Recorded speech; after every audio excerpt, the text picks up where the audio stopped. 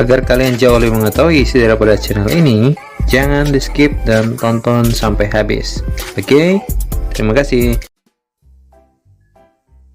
Ya baik, selamat pagi anak-anak sekalian. Apa kabar kalian? Dan Pak Guru harap kalian semua dalam keadaan sehat walafiat, tidak kekurangan satu apapun.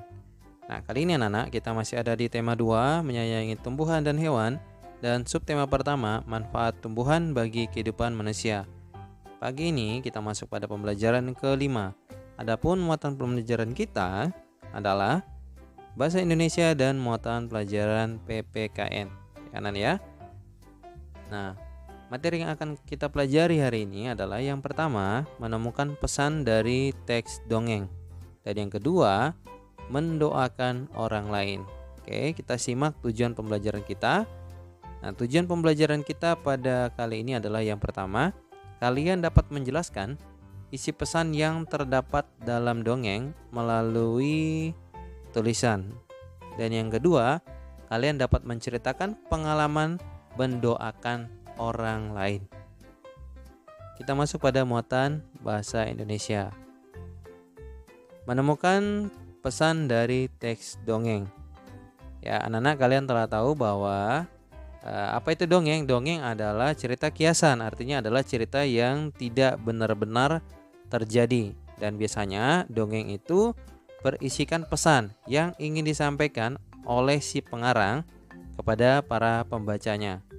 Nah, kita untuk menemukan pesan dari dongeng tersebut ya dapat dilakukan dengan cara membaca atau menyimak dongeng dengan cermat. Ya. Nah, setelah itu kita dapat mencatat tokohnya, lalu watak tokoh, latar dongeng, dan peristiwa penting di dalam dongeng tersebut. Nah, setelah kita menyimak dongeng, maka kita akan dapat menceritakan ulang kembali dongeng tersebut dengan bahasa kita sendiri. Oke, anak-anak ya. Nah, contoh dongeng di sini adalah Kebun Penuh Lubang. Oke, anak-anak ya. Pak Guru akan bacakan kepada kalian.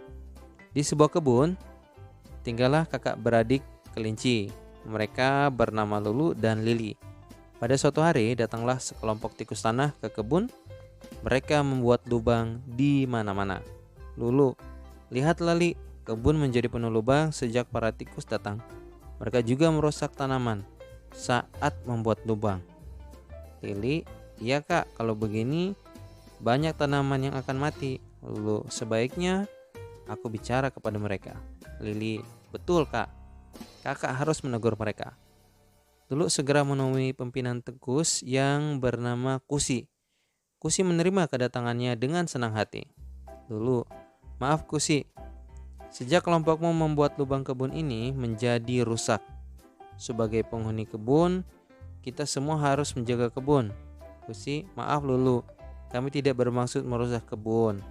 Kami hanya ingin berlindung dari hujan. Lulu, sebaiknya kamu memberitahu teman-temanmu agar lebih berhati-hati saat membuat lubang. Kusi, baik Lulu, aku akan mengingatkan teman-temanku. Lulu, nanti akan kubantu mencari tempat berlindung agar kalian tidak merusak kebun. Kusi, terima kasih. Nah, dari dongeng Kebun Penuh Lubang ini anak-anak, Pak Guru mengajak kalian untuk berlatih. Yang pertama, kerjakanlah soal berikut ya. Apa pesan yang terdapat dalam dongeng tersebut? Tuliskan menggunakan kosakata yang baku dan kalimat yang efektif. Yang kedua, kalian tuliskan unsur-unsur yang terdapat pada dongeng tersebut. Unsur-unsur di dalam dongeng ini yang dimaksud sini adalah kalian carikan tokoh, watak tokoh, dan latar dalam dongeng tersebut. Dan yang ketiga, kalian ceritakan kembali percakapan dongeng tadi ke dalam bentuk paragraf menggunakan bahasamu sendiri. Ya, dongeng yang telah tadi kamu baca percakapannya, ya, kamu bentuk dongeng tersebut ke dalam bentuk paragraf, ya, ditulis kembali namun menggunakan bahasa kalian sendiri, ya. Jangan disalin semua, anak-anak, ya. Karena dalam kita menceritakan dongeng itu kita sudah mendengar atau kita telah membaca lalu kita menyampaikannya lagi, ya. kalian menyampaikannya lagi ke dalam bentuk paragraf ya, menggunakan bahasa kalian sendiri. Oke. Nah, kita masuk pada muatan pelajaran PPKN. Nah, mendoakan orang lain. Apakah kalian di setiap hari melakukan kegiatan ini? Tentu Pak Guru yakin kalian selalu melakukan kegiatan yang namanya berdoa, karena berdoa adalah merupakan wujud syukur kita kepada Tuhan yang Maha Esa ya. Nah, materi kita adalah kali ini tentang mendoakan orang lain. Pernahkah kalian mendoakan orang lain? Ya, Nana? Nah, jadi anak saat kita berdoa, tidak hanya kita berdoa kepada diri kita sendiri ya. Terima kasih Tuhan, Tuhan telah menjaga malam saya ya. Nah, namun kita dapat mendoakan teman-teman kita ataupun orang lain di sekitar kita atau keluarga kita yang sedang mendapatkan kesulitan. Ya, kesulitan seperti apa? Mungkin sakit ya, atau mendapatkan musibah ya. Nah, ketika salah satu orang tua kalian, contohnya ya, ketika salah satu orang tua kalian pergi ke luar kota. Nah, karena jarak yang jauh ya, maka kamu harus mendoakan orang tuamu. Supaya apa? Orang tuamu selamat sampai ke tujuan. Nah, karena kita berdoa agar Tuhan yang Maha Kuasa sesuai kepercayaan kita masing-masing dapat menjaga orang tua kalian ya sampai ke tempat tujuan. Oke. Nah, ketika ada temanmu yang sakit, maka kamu juga dapat mendoakan dia agar dia cepat sembuh. Mengapa demikian? Ya, karena dengan kita berdoa, kita mendoakan dia, kita melakukan perbuatan yang baik ya. Nah, dengan kita berdoa itu, kita telah melaksanakan pengamalan sila pertama ya dan sila kedua dari Pancasila. Oke.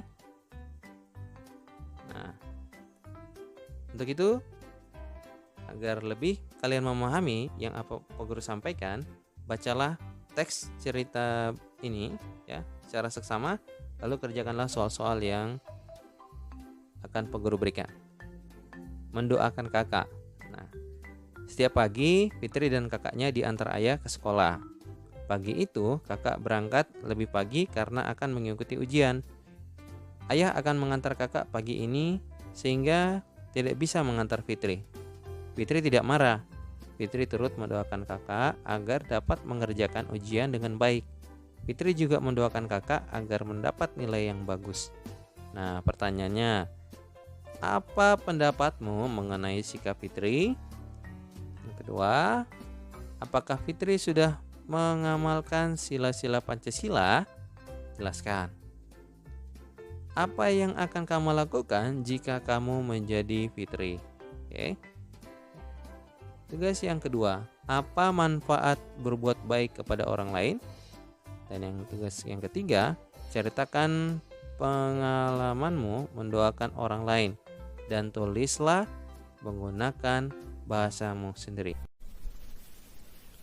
Ya, anak-anak, sekian pembelajaran kita pada kali ini, dan tetaplah untuk menerapkan protokol kesehatan ya dengan cara menggunakan masker saat bepergian. Tidak lupa untuk mencuci tangan dengan sabun dan selalu jaga jarak ya. Serta kalian harus selalu tetap bersyukur kepada Tuhan Yang Maha Esa agar kita semuanya jauhkan daripada sakit penyakit ya.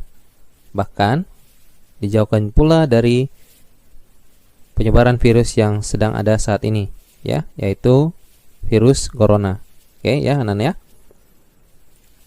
Dan jika kalian belum menekan tombol like ya atau suka, silakan klik tombol suka dan jangan lupa klik subscribe dan nyalakan lonceng notifikasinya agar setiap Pak Guru mengupdate video pembelajaran terbaru, kamu dapat langsung mempelajarinya. Demikian anak-anak, dan terima kasih.